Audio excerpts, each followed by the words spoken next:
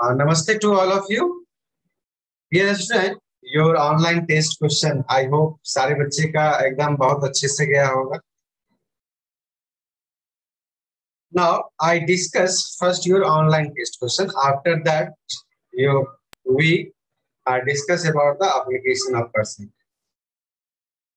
Dear student, also something is new. New क्या है यहाँ पे मैं कुछ सवालों को मैं रिवीजन वर्क में भी रखूंगा अगले क्लास से. आज मैं पहले ये काम कर लेता हूँ. Now your first question is given as a two angles of a triangle are 40 degree 60 degree respectively. Find third angle. तो यहाँ पे मैंने जो बताया था आप लोगों को कि here first you write the what things are the given. First you write this and what you find out. आप क्या निकालना चाहते हो इसको पहले आपको लिखना चाहिए. तो यहाँ पे फर्स्ट क्वेश्चन के लिए आप देखिए तो first what given two angles of triangle. आप यहाँ ट्रायंगल का नाम भी लिख सकते हो, ट्रायंगल वर्ड में सिंबल भी लिख सकते हो. Two angles of triangle are 40 degree and 60 degree. दो एंगल दिया है और टू फाइंड क्या हमें निकालना है. To find third angle. अब ये क्वेश्चन आपका क्लियर हो गया. जैसे आप लोग बनाए उसके लिए वरी नहीं होना है, बस है कि अगले क्लास से आपको अपने स्टेप को और मॉडिफाई कर देना. Okay. Here two angles of triangle are given. Find the third angle. We know that sum of the three. Namaste. Sum of the three interior angle of the triangle is 180 degree. ये हम लोग जानते हैं ना. एक statement और जुड़ जाएगा इसमें. What? We know that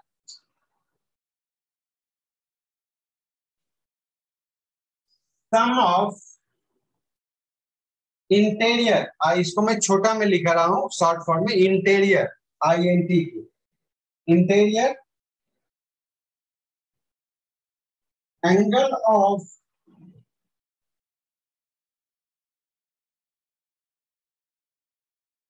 triangle is 180 degree. We know that sum of interior angle of triangle is 180 degree. Now,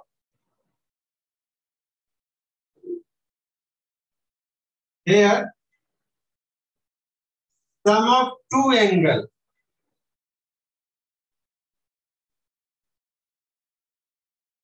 is 40 degree plus 60 degree, that is your 100 degree. So third angle is सम तीनों का दिया हुआ है 180 minus 100 degree. Their value is your 80 degree. बहुत सारे बच्चे केवल इतना काम किए होंगे और उसको बनाए होंगे. मैं कहता हूं वो गलत नहीं है. सारे बच्चे हमारे नेक्स्ट क्लास सर मैं थोड़ा लंबा बना दिया. कोई दिक्कत नहीं. आप जो बनाए हैं वो ठीक है. अब मैं क्या कह रहा हूं कि आप अपने अनुसार से अपने एबिलिटी को डेवलप करते हुए आप क्वेश्चन को आइडेंटिफाई करके ऐसे भी. मेरी कॉपी नहीं करने के लिए मैं कह रहा हूं. मैं केवल ये कह रहा हूं जितना अच्छा हो सके, हमसे भी बेहतर हो सकता है आपका, जितना अच्छा हो सके वो काम करिए. Okay. Next question. Next question is given that find the angles of A right isosceles triangle. ये सारे डिस्कस हम लोगों ने कर लिया था ना. Yes, sir. Okay. Sir, in class में. So here right angle triangle is isosceles.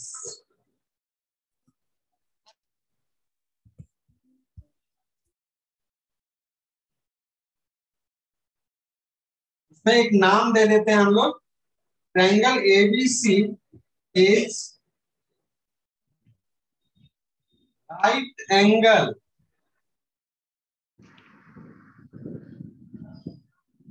Isosceles triangle. Left कर लीजिए, सबसे अच्छा लेफ्ट लगा। Left triangle ABC is right angle isosceles triangle with AB equal to BC। यहाँ पे मैंने फिगर में AB और BC को इक्वल लिया है। ओके, तो angle BAC equal to angle BCA by isosceles property.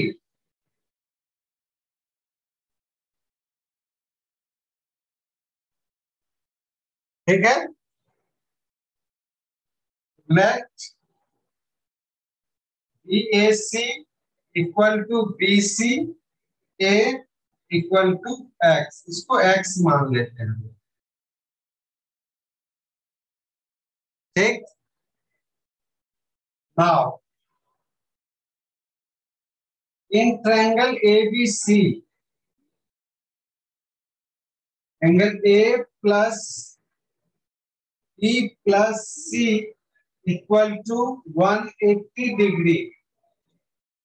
Angle A को X माने हैं, B आपका 90 है और C भी आपका X है। जो दोनों A और C इक्वल हो जाएंगे, ये दोनों एंगल इक्वल हो जाएंगे opposite angle of equal side होने के कारण, इक्वल टू 180 डिग्री। तो 90 degree plus 2x equal to 180 degree. जब आप 2x निकालिएगा तो 180 डिग्री माइनस 90 डिग्री, क्योंकि ये प्लस वाला साइड चेंज हो जाता है तो क्या होगा, साइन चेंज होता है तो माइनस हो जाएंगे। x इक्वल टू 90, तो x equal to 90/2, that means 45 degree. x का वैल्यू कितना आ गया, 45 डिग्री। और इसमें पूछ क्या रहा है, find the angles of right angle triangle. ये पूछ रहा है राइट एंगल का नाम, एंगल क्या होगा। ऊपर वाले को साफ करें। Yes sir. Yes, sir.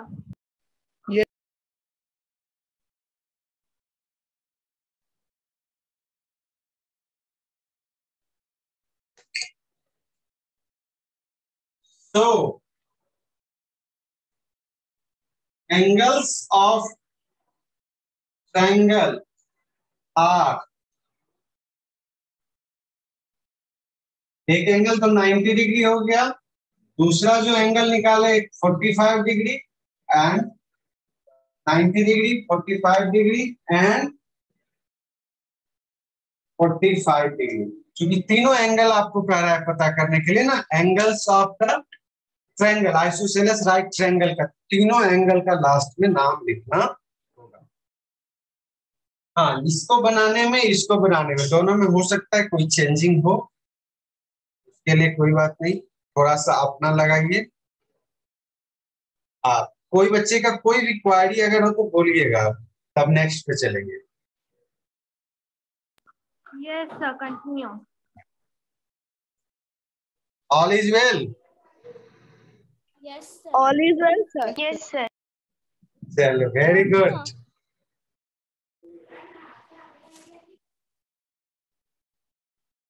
मेरे बच्चे मुस्कुराते नहीं है, बहुत एकदम लगता है सीरियस, इतना क्लास क्यों लेता है बच्चा लोग मेरा। एकदम खुशी खुशी लीजिए, कोई दिक्कत हो बोलिए, सब ठीक है ना। No, sir. Yes, sir. चलिए, very yes good, sir. Very अभी नहीं मिटाइएगा नीचे वाला। ओके,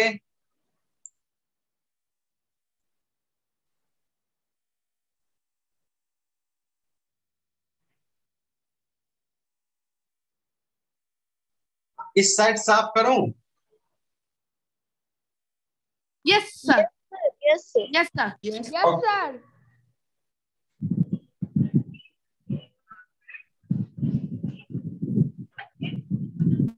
तो थोड़ा सा बड़ा लगेगा, लेकिन एक चीज क्या है कि बड़ा रहे या छोटा रहे उससे कोई फर्क नहीं पड़ता है। Main thing is all the things are be clear. वो किसके कारण लिखे, क्यों लिखे, वो क्लियर होना चाहिए।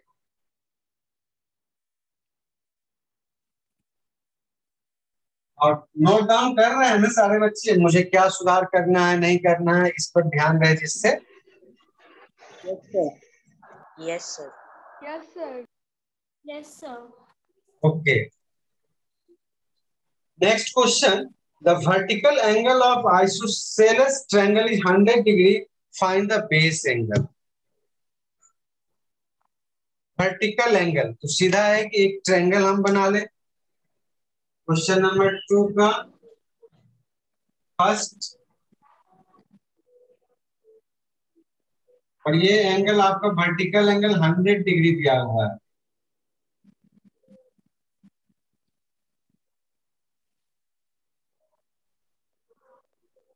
यहाँ पे चूंकि फिगर बना है तो यहाँ भी लिख दें let angle ABC is an isosceles triangle. और आइसोसेलेस लिखने के साथ जरूर मेंशन करेंगे किस साइड को आप इक्वल ले रहे हो। तो with Sir, AB is equals to AC. AB equal to AC. AC. Yes, with AB equal to AC. So angle C equal to angle B. यहां तक कर दें। फिर vertical angle equal to 100 degree. तो find base angle. Base angle क्या हो जाएगा? B और C. B and C. Yes, let B equal to C, इसको मान लीजिए, फिर एक्स मान लेते हैं, एक्स ही। सर ये angle opposite to equal sides are equal वाले प्रॉपर्टीज पे। हाँ तो वो ठीक है, यहाँ पे मैंने डायरेक्ट लिख दिया है। चलिए, आपने इस चीज को बोला कि angle equal to the opposite side of equal sides are equal. यहाँ पे जैसे बताए जो आप यहाँ पे लिखना था, angles angle opposite equal sides are equal. opposite of equal sides are equal। Sir भाई आइसोसेलेस प्रॉपर्टी भी तो डायरेक्ट लिख सकते हैं। हाँ हाँ, सारे बच्चे जो भी ले रहे हैं उनकी थीम को रख रहा हूं मैं इस कारण से। आइसोसेलेस प्रॉपर्टी कोई बच्चा मेरा बोला और कोई बच्चा मेरा ये समझेगा कि आइसोसेलेस प्रॉपर्टी होता क्या है, दोनों चीज क्लियर हो गया। इसी तरह से इंटरेक्ट होते रहिए सारे बच्चे। कोई बच्चे पूछिए, कोई बच्चे उसका ऑप्शन दीजिए, तो क्लास थोड़ा इंटरेस्टिंग भी लगेगा और इससे सारे बच्चे का एक कॉन्सेप्ट भी क्लियर होगा। ओके, नहीं तो मेरे पे थीम रहेगा तो मुझे जितना होगा उतना ही मैं करूंगा ना, तो उधर से अपोज भी होना चाहिए। तो B इक्वल टू सी, यहाँ पे हो गया X। अब हम सीधा चलेंगे। Now angle A plus B plus C equal to 180 degree. यहाँ पे रीजन हम लोग दे सकते हैं क्या? बोलिए। Angle sum property. Angle sum property. A आपका 100 डिग्री है, बी आपका x है, सी भी x है 180 degree.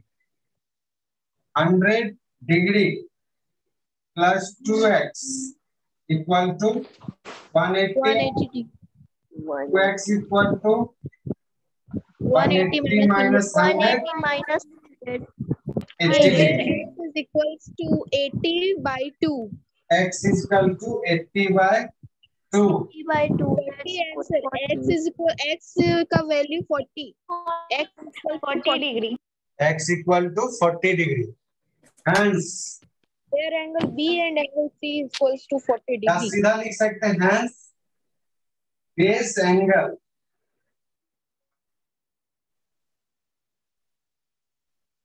of triangle is 40 degree each कर दी. Base angle, hence base angle of triangle is 40 degree each.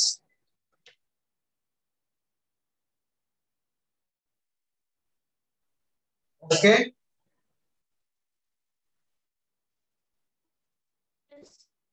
Next. Yes, sir.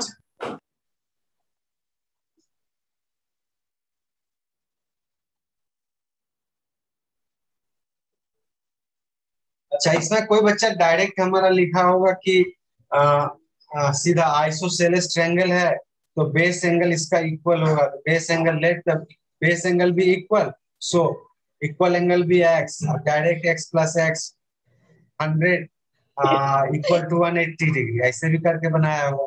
तो उसमें क्या है कि थीम आपको पता नहीं चलते हैं कि आप क्यों ऐसा किए हैं. Okay. Yes, sir. Yes, sir. Erase करूं इसको? Yes, sir. Yes, sir. Yes, sir. All is well, sir.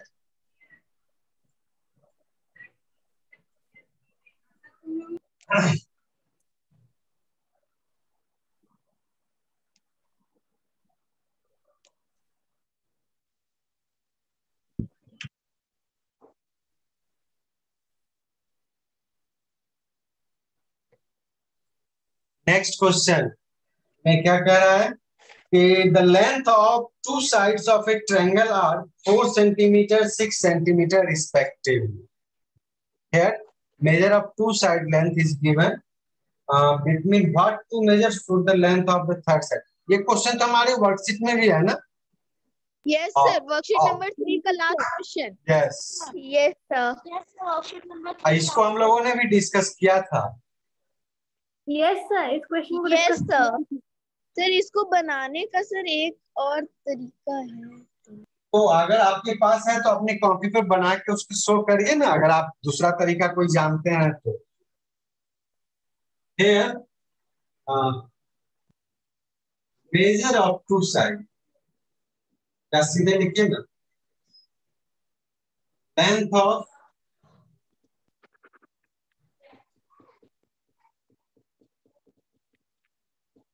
two sides of triangle are 4 centimeter and 6 centimeter. अब पहले हम ले लिए 6 centimetre plus 4 centimetre equal to 10 centimetre और कंपेयर करिए third side से. थर्ड साइड से क्या होना चाहिए? ये बड़ा होना चाहिए, यानी थर्ड साइड जो है 10 सेंटीमीटर से छोटा होना चाहिए.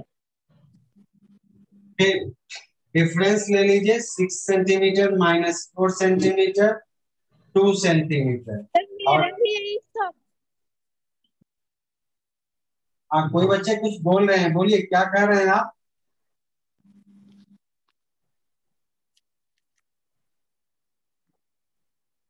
तो here third side is greater than 2 centimeter and less than 10 centimeter. 10 centimeter. That means third side lies between lie between 3 centimeter to 9 centimeter. 3 centimeter to 9 centimeter. Reason. अब देखिए इसको देख बनाने में और डायरेक्ट लिखने में दोनों में अंतर है।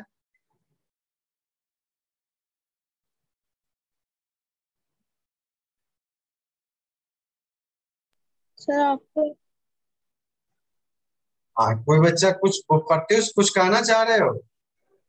सर बीच में सर नेटवर्क प्रॉब्लम हो गया था सर। हाँ। आपका screen black.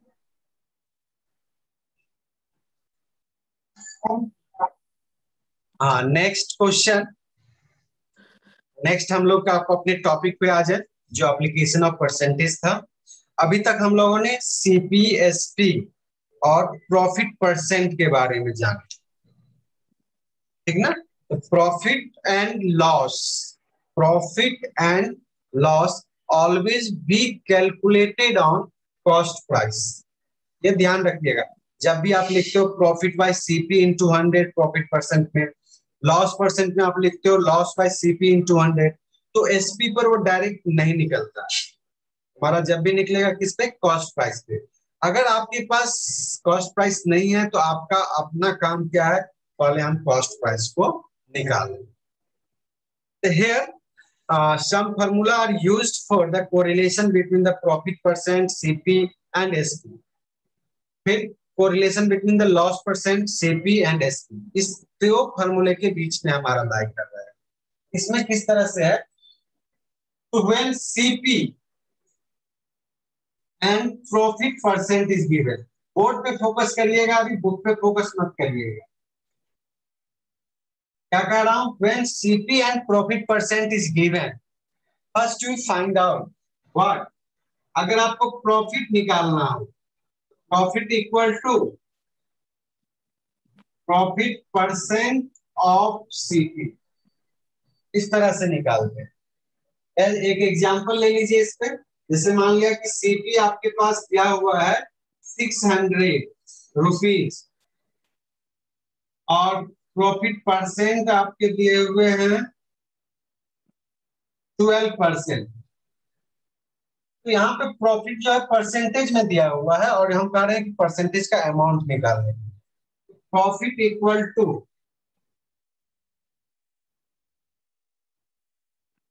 Profit percent of CP. Profit percent हो गया 12, यानी 12% ऑफ रुपीज 600, 12/100 इंटू 600। इसको बाय 1 कर लीजिए जिससे कि काटने में आपको कंफ्यूजन नहीं होना चाहिए। 600 हमारा न्यूमरेटर के रूप में रहेगा और 1 यहाँ पे 100 से 6 टाइम्स में कट जाएंगे, तो प्रॉफिट हमारा कितना निकला? 72 रुपीज। अच्छा, बोर्ड साइन नहीं कर रहा है? आप लोगों के पास क्लियर है ना जो लिख रहा हूं मैं यहाँ पे? यस सर, क्लियर है। अच्छा, बीच में गड़बड़ाएगा तो बोलिए। नो सर, ब्लैंक है।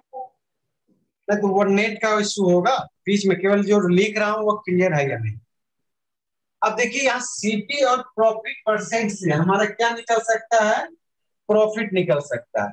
अगर इसी का एसपी अगर निकालें तो एसपी हो जाएगा कितना?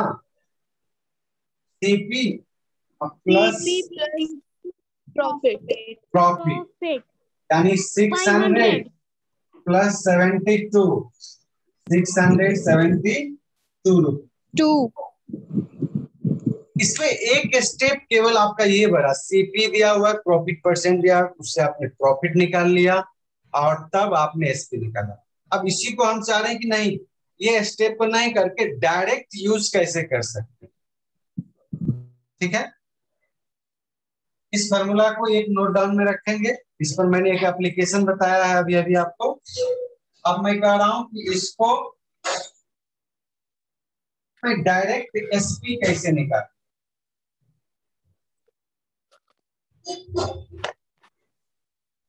यहाँ एसपी का फॉर्मूला हमारा हो जाता है सीपी इंटू मल्टीप्लाई गेन या profit 100 plus profit percent by 100। ये सीपी यहां भी लिखा सकता है क्या? SP equal to CP into 100 plus profit percent by 100। और इसी में सीपी अगर निकालना है तो SP sir into 100 minus by 100 by 100 plus profit percent. 100 sir plus minus भी profit इसमें percent. होता है ना सर? जो प्लस हो रहा है उसमें माइनस भी होता है ना? लॉस जब होगा तब माइनस होगा, प्लस रहेगा, प्रॉफिट जब रहेगा तब प्लस होगा। सर मैं आज ही ये पढ़ा हूँ। ओके, तो अभी अभी जो क्वेश्चन हम लोगों ने देखा था, सीपी था हमारा 600 और प्रॉफिट परसेंट था 12%। तो 600 100 plus 12 by 100, 600 into 112 by 100, 100 से ये 6 टाइम्स में कट जाएंगे और 6 से जब मल्टीप्लाई करिएगा तो 672 आएगा। इसमें होगा कि डायरेक्ट इसको अप्लाई करके हम लोग एसपी निकाल सकते हैं। ओके सर एक क्वेश्चन। ठीक है, सर एक क्वेश्चन है। कुछ आज केवल फार्मूले को एलिब्रेट कर लेते हैं, फार्मूला कर लेते हैं, उसके बाद क्वेश्चन भी चलेंगे। शांति, समय कम है बाबू थोड़ा सा। अभी जो है इससे कोई रिलेटेड है तो बोलो। यस सर, ऋषि से। बोलो बोलो।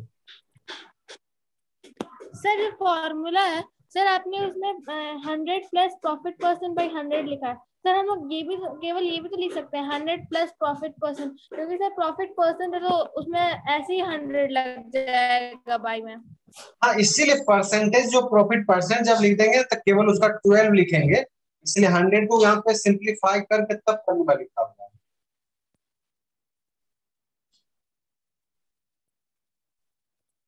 नहीं समझी बात? यस सर, समझ में आ गया। हाँ, वह जो प्रॉफिट परसेंट का फॉर्मूला को ही उसको सिंप्लीफाई करते हुए उसको लिखा हुआ है। अच्छा, अभी एक बच्चे ने कहा कि सर लॉस भी हो सकता है ना, तो जब आपका सीपी एंड लॉस परसेंट जब आपका होगा उस केस में आपका एसपी का formula CP into 100 minus loss percent by 100 और इसी पर SP equal sorry CP equal to SP into 100 by 100 minus loss percent. Okay, और यहीं पे लॉस अगर निकालना है तो लॉस परसेंट ऑफ सीपी। इस तरह से हम लोग इसका यूज फॉर्मूले को कर सकते हैं। ठीक ना? तो सारे बच्चे पहले कल हमारे सारे बच्चे फॉर्मूले को जरूर ध्यान दे दीजिएगा और कल से हमारा नेक्स्ट वर्कशीट स्टार्ट करेंगे। Okay okay sir. अच्छा, कुछ भी जो भी प्रॉब्लम आज की क्लास में अगर कोरिलेट होगा आप लोगों का तो वो पॉइंट आउट करके रखिएगा। First 5 to 10 minute we discuss about the problem related to the class. After that we proceed the class. Okay? Okay sir. Have a nice day Good sir. day.